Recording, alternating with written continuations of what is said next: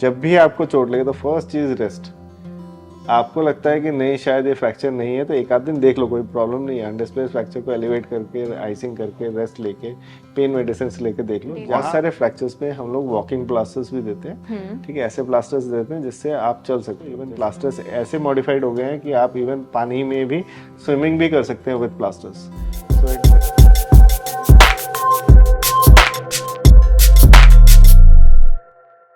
अच्छा सर, अगर किसी को फ्रैक्चर हो जाए, किसी का हाथ टूट जाए, तो सबसे पहले हमें क्या करना चाहिए? जैसे हमारे साथ कोई अगर है और उसका हाथ टूट जाए, हमें दिख रहा है कि लटक गया है हाथ, बिल्कुल, तो सबसे पहला स्टेप क्या होना चाहिए? देखो, एक राइस रेजिमेन आता है, RICE, ठीक है। राइस का मतलब रेस्ट। इमीडिएटली आपको जब भी चोट लगे, कोई फ्रैक्चर हुआ है, इमीडिएटली उस पार्ट को रेस्टिंग पोजीशन में ले लें, ठीक है। उसको स्प्लिंटेज कर दें। स्प्लिंटेज का मतलब अगर सोचे कोई भी आपके पास लकड़ी का फट्टा मिले या गत्ते का, जैसे सबसे इजीली अवेलेबल जैसे घरों में किताबों के गत्ते होते हैं, उनको आप नीचे स्प्लिंटेज कर सकते हैं एंड कंफर्टेबली उसको किसी चीज से, ताकि हिले ना, आप एक क्रेप बैंडेज से या किसी भी दुपट्टे से हाथ को उस क्या बोलते हैं बोर्ड के साथ बांध के रख दे, हिलाने ना दे। Resting is first thing. Second, immediately ice pack start कर दे। आइस पैक से क्या, इन्फ्लेमेशन कम होगी, ब्लीडिंग कम होगी, स्वेलिंग कम होगी, तो पेन कम होगा, ठीक है। कंप्रेशन बैंडेज हम लोग क्रेप बैंडेज से या दुपट्टे से दे सकते हैं, कंप्रेशन दबा के रख सकते हैं, जिससे कि स्वेलिंग ज़्यादा बढ़ेगी नहीं। और जितना हो सके चीज़ को एलिवेट कर दें, ताकि एलिवेशन से क्या होता है, जैसे ही एलिवेट करेंगे तो वेनस सर्कुलेशन बेटर हो जाती है, ग्रेविटी असिस्टेड वो होती है, तो उसके कारण वेनस सर्कुलेशन बढ़ने के कारण स्वेलिंग कम आती है। इन द मीन टाइम ऐसे वाली चीज़ों को आप जब तक डॉक्टर के पास ना पहुंचे तो एटलीस्ट राइस रेजिमेन, ये स्कूलों में बच्चों को सिखाया जाता है। जो स्कूल के टीचर्स होते हैं, जो स्पोर्ट्स टीचर होते हैं, राइस रेजिमेन मुझे लगता है उसी एज से स्टार्ट सिखाना शुरू करना चाहिए, क्योंकि ये बहुत इंपॉर्टेंट है। क्योंकि इससे हम मेजर इंजरीज को जब तक डॉक्टर ना देखे तब तक बहुत हद तक कम कर सकते हैं प्रॉब्लम्स। और नॉर्मल इंसान कैसे पता लगा सकता है कि उसको फ्रैक्चर हुआ है या उसका लिगामेंट टेयर हुआ है? मैं एक चीज़ तो बता देता हूँ कि बहुत लोगों के दिमाग में मिसनोमर है कि मेरे को अगर फ्रैक्चर हुआ तो मैं चल नहीं पाऊंगा, हाँ, ठीक है। और ये एकदम ऐसा मिसनोमर लोग लेके आते हैं कि उनके फ्रैक्चर होता है और वो दिखाने के लिए वो चल के आ रहे थे, जिससे वो अपना कुछ ना कुछ डैमेज कर देते हैं। First of all understand, if there is an undisplaced fracture you may be able to walk, ठीक है, बट आपने अनडिस्प्लेस्ड फ्रैक्चर को दिखाने के लिए चल के कि वो फ्रैक्चर नहीं है, आपने अपना फ्रैक्चर ही डिसलोकेट करा दिया, डिस्प्लेस करा दिया। इट कैन ऑल्सो हैपन, ठीक है। जब भी आपको चोट लगे तो फर्स्ट चीज रेस्ट। आपको लगता है कि नहीं शायद ये फ्रैक्चर नहीं है तो एक आध दिन देख लो, कोई प्रॉब्लम नहीं है। अनडिस्प्लेस्ड फ्रैक्चर को एलिवेट करके, आइसिंग करके, रेस्ट लेके, पेन मेडिसिन लेके देख लो। जहां आपको लगेगा कि नहीं it is not relieving with my activities, मैं रेस्ट भी ले रहा हूँ मगर still it is hurting significantly, pain बढ़ता जा रहा है, आइसिंग भी कर रहा हूँ मगर स्वेलिंग बढ़ती जा रही है, पेन किलर ले रहा हूँ, जैसे ही उसका इफेक्ट 1-2 घंटे में खत्म होता है और दोबारा आ रहा है, तो डॉक्टर के पास टाइमली आ जाओ, ठीक है। ये मत सोचो कि मैं चल पा रहा हूँ तो फ्रैक्चर नहीं हो सकता है, फ्रैक्चर उसके बाद भी हो सकता है। तो क्या फ्रैक्चर के बाद बिल्कुल भी चलना नहीं चाहिए? लोग सोचते हैं कि प्लास्टर लग गया है अब बस बेड पे बैठ जाओ, तो नहीं, ऐसा नहीं है। बहुत सारे फ्रैक्चर्स पे हम लोग वॉकिंग प्लास्टर्स भी देते हैं, ठीक है, ऐसे प्लास्टर्स देते हैं जिससे आप चल सकते हो। जैसे मैं आपको एग्जांपल के लिए बताता हूँ कि ये पहले जो प्लास्टर ऑफ पेरिस का आपने व्हाइट कलर का प्लास्टर देखा होगा, पहले वही इन जनरल था। सिंथेटिक प्लास्टर आया कहाँ से? 3M कंपनी के जो मालिक था उसका फ्रैक्चर हुआ एंड देन ही डिसाइडेड कि मुझे ऐसा कुछ चाहिए जिससे मैं अपने ऑफिस पे वापस जा सकूं, ठीक है।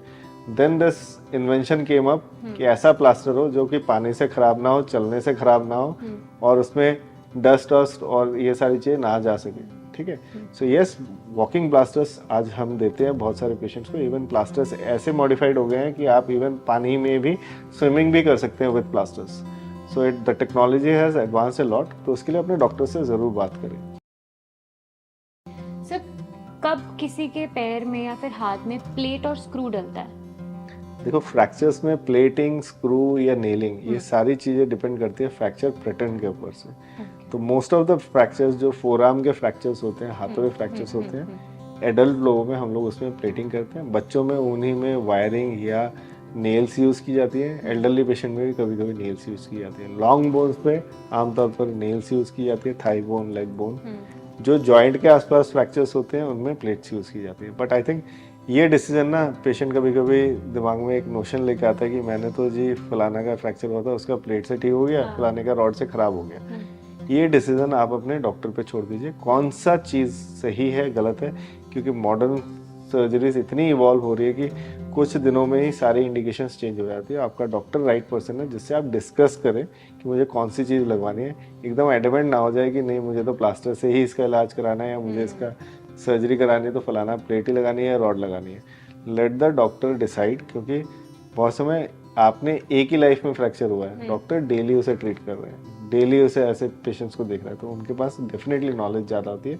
कौन सा बेटर है आपके लिए वही करेंगे। और ऐसा कोई डॉक्टर नहीं सोचता है कि अपना पेशेंट वो ख़राब हो, ठीक है। एंड पेशेंट्स के दिमाग में होता है नहीं डॉक्टर फलाना डॉक्टर ने सर्जरी बताई वो सर्जरी ही बताते हैं, ऐसा नहीं है।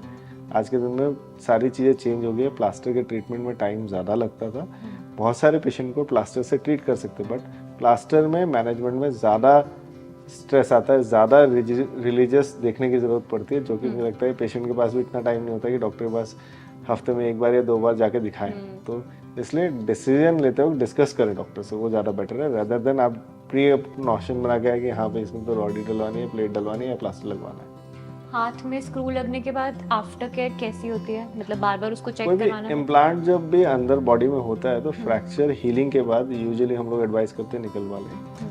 जैसे 1 से 1.5 साल से 2 साल के बाद, 2 साल के बाद it is safe to get them remove. Till then आपको इम्प्लांट इम्पिंज कर सकता है, मतलब कि थोड़ा सा चुभ सकता है।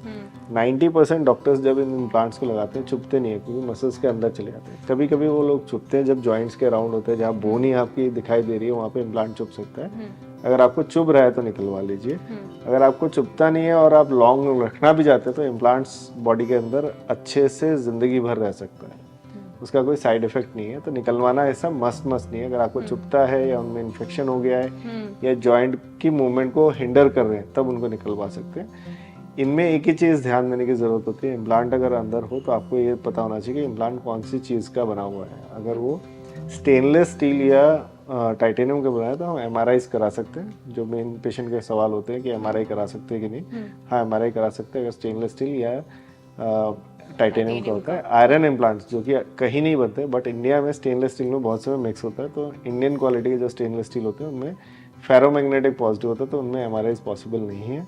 और इसलिए आपको जानना ज़रूरी है कौन सा इम्प्लांट डला हुआ है। सेकेंड, इम्प्लांट्स के साथ गर्म अगर लगाएंगे तो there is a possibility of implant heating. Thirdly, implant के एरियाज में अगर इंजरी लग के चोट लगती है तो उनमें इन्फेक्शन होने के चांसेस होते हैं, तो ये केयर हमको रेगुलर लेनी पड़ेगी अगर इम्प्लांट अंदर है। और अगर कोई इम्प्लांट आपको चुभ नहीं रहा है तो निकलवाने का कोई मतलब नहीं है। अगर हम नॉक नीज की बात करें तो ये ओबेसिटी में ही होता है या people are also born with it, मतलब पैदाइशी भी हो सकता है किसी को? देखो, नॉक नी या जेनु वेलकम या दूसरा डिफॉर्मिटी होता है बोलेक्स या जेनुवेरम, ठीक है। नॉक नी का मतलब है दोनों घुटने आपस में टकराते हैं और वेरस का मतलब है दोनों दूर की तरफ जाते हैं। बोलेक्स, ये दोनों ही डेवलपमेंटल डिजीज माने जाते हैं। डेवलपमेंटल का मतलब है कोई भी बच्चा या आदमी इनके साथ डिफॉर्मिटी के साथ पैदा नहीं होता है। जब बॉडी ग्रो कर रही होती है बिकॉज ऑफ सम डेफिशिएंसीज और ओवरवेट, बोन जो है डिफरेंट साइज में बेंड हो जाती है। जैसे विटामिन डी डेफिशिएंसी से सबसे ज़्यादा देखा गया है कि ये नॉक-नी क्रिएट होती है या बोलेक्स क्रिएट होते हैं। तो ये डेवलपमेंटल डिसऑर्डर माना जाता है। डेवलपमेंट का मतलब है कि जब बच्चा बड़ा हो रहा है, बड़े होते होते टेढ़ा होना शुरू हो गया। जैसे कि पौधा अगर ग्रो कर रहा है, अगर उसको आप टेढ़ा ग्रो कर दो तो टेढ़ा हो जाएगा। तो विटामिन डी डेफिशिएंसी में देखा गया कि ये चीज़ बहुत मिलती है और मुझे लगता है कि विटामिन डी डेफिशिएंसी को रोकना बहुत ज़रूरी है बच्चों में, ताकि इनको रोका जा सके। लास्टली, रेयरली कंजेनिटल हो सकती है, ऐसा नहीं कि नहीं है, 1% हो सकती है कंजेनिटल। जब बर्थ के समय कोई इंजुरीज हुई है, जैसे सेरेब्रल पाल्सीज, एनॉक्सिक इंजुरीज के कारण होती है, उनमें देखा गया है कि जेनु वेलकम या डिफरेंट डिफॉर्मिटीज आती हैं। बट आई थिंक उसके लिए आपको डॉक्टर को दिखाना ज़रूरी है। But 99% it is developmental only. लोग यूजुअली ट्राई करते हैं कि नॉक नीज का घर पर ही ऑयलिंग से इलाज कर दें, अच्छे से वही पहलवानों के साथ मालिश करा कर हो जाए। देखो, मुझे लगता है कि नॉक नी का डायग्नोसिस जो है ना वो 6 से 7 साल की उम्र में बच्चों में करना चाहिए। बच्चों को अच्छे से देखना जरूरी है, पेरेंट्स का देखना जरूरी है। जहाँ पे भी उन्हें लगे कि हाँ ये गड़बड़ है, डॉक्टर को दिखाएं, क्योंकि 6 से 7 साल की उम्र में, क्योंकि ग्रोइंग एज है, अगर टेढ़ा उग रहा है हम उसे सीधा कर सकते हैं विद विटामिन डी सप्लीमेंट, सिर्फ उतना लेने से। सेकंड, कुछ स्प्लिंट्स आते हैं, कुछ एक्सरसाइजेज आती है, उस एज में डेफिनेटली फायदा करती है। बट 8-9 साल की उम्र से it is surgical role which comes up to 14 years. हम लोग कुछ ऐसी छोटी सर्जरीज, डे केयर सर्जरीज कर सकते हैं जिनसे कि टेढ़ी चीज अपने आप सीधी ग्रो करना शुरू कर दे। ठीक है, जिसे एपिफाइसियोडेसिस बोलते हैं या सिलेक्टिव एपिफाइसियोडेसिस बोलते हैं। ऐसी सर्जरीज डे केयर मतलब कि सुबह आके शाम को जा सकते हैं और बच्चा अपना काम करता रह सकता है और सालों साल में अपने आप सीधा हो जाएगा। ये 8 से 9 साल की उम्र से लेके 14 साल तक के बीच में, 13-14 साल के बीच में किया जाता है। आफ्टर 14 हमें वो हो गया तो कुछ भी करेंगे, मालिश करें, एक्सरसाइज करें, उनसे किसी से ठीक नहीं होने वाली है। उन केसेस में हमें इसको काट के ही सीधा करने की ज़रूरत है, इसके अलावा वो स्ट्रेट नहीं हो सकता है।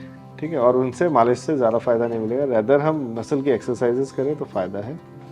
लास्टली एक चीज़ लोगों के दिमाग में आता है कि अगर पैर टेढ़ा ही है तो क्या फ़र्क पड़ता है। तो मैं एक एग्जांपल से समझाना चाहता हूँ, अगर कोई भी चीज़ टेढ़ी है, जैसे गाड़ी का अगर टायर टेढ़ा लगा हुआ है, there is a possibility it will wear out fast. तो अगर हम इसे करेक्ट कर ले तो डेफिनेटली बेटर है, और अर्ली एज में इसको करेक्ट कर लेना बेटर है। 20 साल की उम्र तक सबसे इजीली करेक्ट हो जाते हैं।